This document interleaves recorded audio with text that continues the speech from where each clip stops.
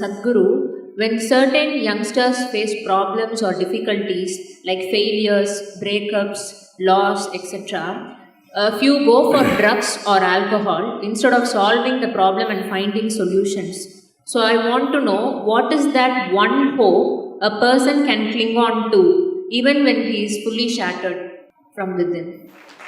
Oh, so many broken hearts here who are clapping their hands.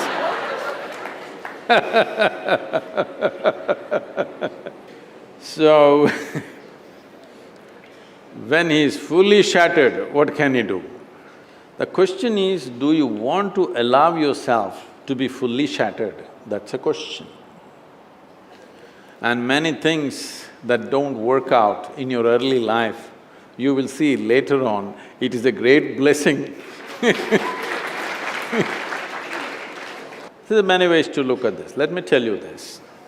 This happened in 1941. This is just when the Nazi movement was building up in Germany and in some parts of Europe. So one day in Austria, a bunch of German soldiers came, broke into the homes, the Jewish family, a rich family, they broke the home and took away the adults, everything was robbed. And these two children, a 12-year-old girl and an 8-year-old boy were taken away. They were taken to a railway station. This is the month of November end, December kind of time, when it's becoming very cold.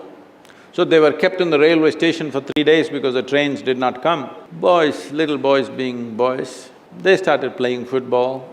So they were playing football and then suddenly the train came.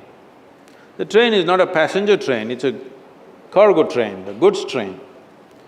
So when the train came, the soldiers came and rushed everybody into the wagons which are there. Everybody got in and the little boy and the girl also got in, but the little boy forgot to wear his shoes.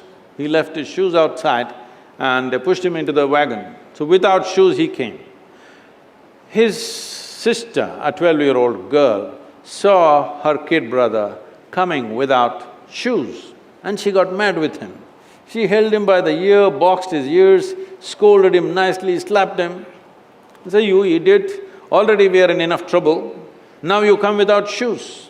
Because in Germany in winter, no shoes means you may lose your feet. So she's angry about that. In the next station, the boys and girls were separated. After 4 years, after the war was over, she came out of the concentration camp to find 17 members of her family, including her little brother, all had vanished. No records, no sign of them, they just evaporated. At that time, the only thing that bothered her was the last few things that she said to her little brother.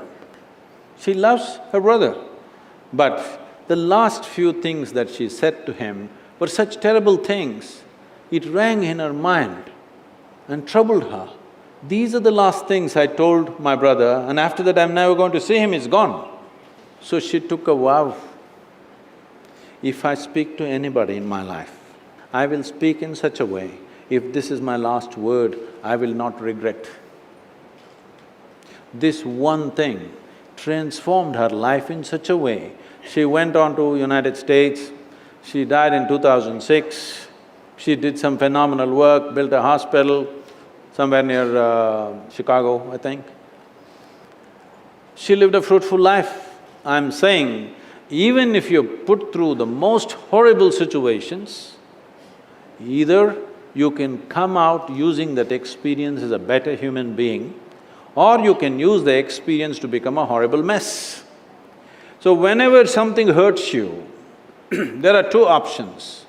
You can either become wounded or you can become wise. This is the choice. The more things hurt you early on in your life, the wiser you should have become, isn't it? But unfortunately, most people become wounded. This is simply because they just need an excuse to turn their own intelligence against themselves, that's all.